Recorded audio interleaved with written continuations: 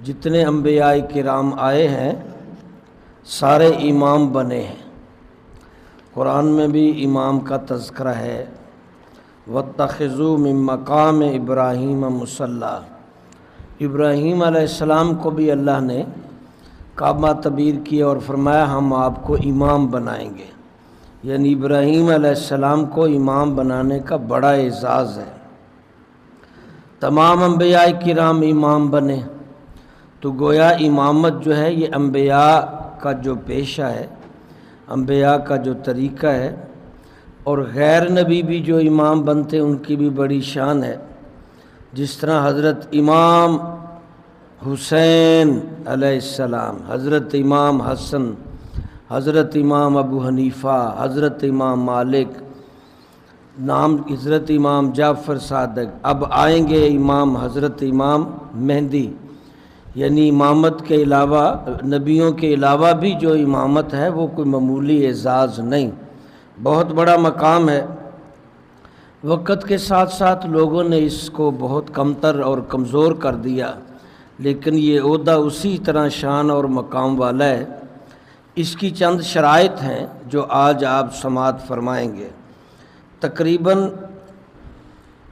اس میں 7 شرائط ہوں۔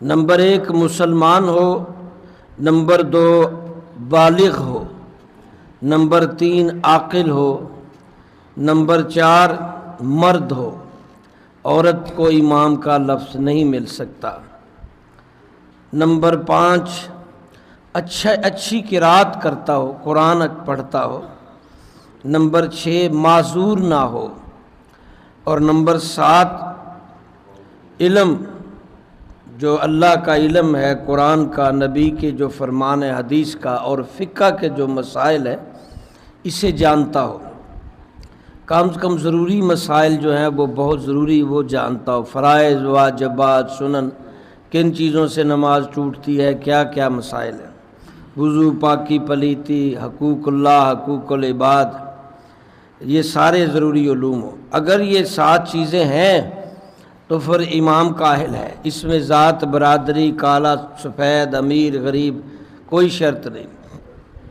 حضور صلی اللہ علیہ وسلم فرمایا تمہارا امام چاہے کالا اور چھوٹے قد کا، یعنی کمتر ذات کا، کمتر نظام کا بھی بنایا جائے تو فرمایا اس کی عزت کرو، اس کا احترام کرو، جس نے امام کا احترام کیا اس نے نبی صلی اللہ علیہ وسلم کا کیا۔ تو امام بہت بڑی بات ہے، جس طرح جہاز کا کیپٹن ہے اور پائلٹ ہے، اسی طرح امام بھی عوام کا پائلٹ ہوتا ہے مذہبی اعتبار سے۔ حضور صلی اللہ علیہ وسلم فرمایا جو امام کے قریب ہوتا ہے جنت میں اتنا ہی قریب ہوتا ہے۔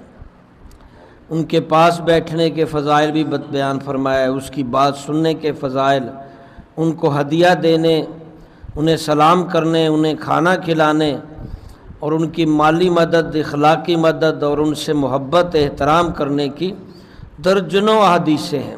میں کیونکہ یہاں ٹائم تھوڑا ہوتا ہے تو مختصر خلاصہ ہی بیان کرتا ہوں، تو اس لیے یہ ساری وہ چیزیں ہیں۔ اس میں اگر وضاحت سے جائیں تو اس سے پتہ چلتا ہے کہ جو خامی ہو وہ یہ کہ وہ بد مذہب نہ ہو، عقائد اس کا ٹھیک ہو، یعنی اللہ، رسول، صحابہ، فرشتے، جو ایمانیات ہیں وہ پوری طرح اس کو ایمان رکھتا ہو، بد مذہب نہ ہو۔ بد مذہب سے مراد گمراہ ہونا، جیسے مرزائی ہے، اس طرح کے کئی نئے دین نکلے ہیں، کوئی صحابہ کو نہیں مانتا، کوئی حضور کی شان کم کرتا ہے، دین میں نئی باتیں لوگوں کو بتاتا ہے، یہ بد مذہب ہوگا۔ گمراہ اور بد مذہب امامت کے قابل نہیں۔ رافضی بھی رافضی وہ لوگ ہوتے ہیں جو ابو بکر صدیق کو، اسی طرح عمر عثمان کو نہیں مانتے، وہ کہتے ہیں امامت کا حقدار صرف علی ہے، یہ سارے خراب ہیں، تو وہ رافضی ہیں۔ یہ عقیدے والا بھی نہ ہو، حضور صلی اللہ علیہ وسلم کی توہین کرنے والا بھی نہ ہو، یہ ضروری ہے۔ ایک مسافر بھی امامت تب کر سکتا ہے جب مقتدی بھی مسافر ہو، ورنہ وہ مسافر امامت نہیں کر سکتا۔ جو امامت کے لیے جگہ متعین ہے جس کی، وہ وہاں کا بڑا عہدہ ہے اس کے پاس۔ اگر کوئی بڑا عالم، بڑا شخص آ بھی جائے تو اس کی مرضی کے بغیر اس کی جگہ پہ کھڑا نہیں ہو سکتا۔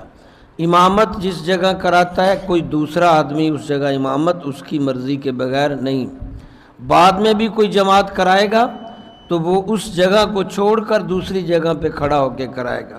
تو لہٰذا امام بھی اللہ کرے پورا ہو عقیدے میں، سب معاملات میں، حلال و حرام میں، اور اگر ایسا ہے تو آپ لوگوں کو بھی چاہیے کہ امامت کے ساتھ احترام سے پیش آئیں، امام کو کھلائیں اور اس کی ضرورتیں پوری کریں، محبت کریں، بات سنیں، انشاءاللہ جنت پائیں گے۔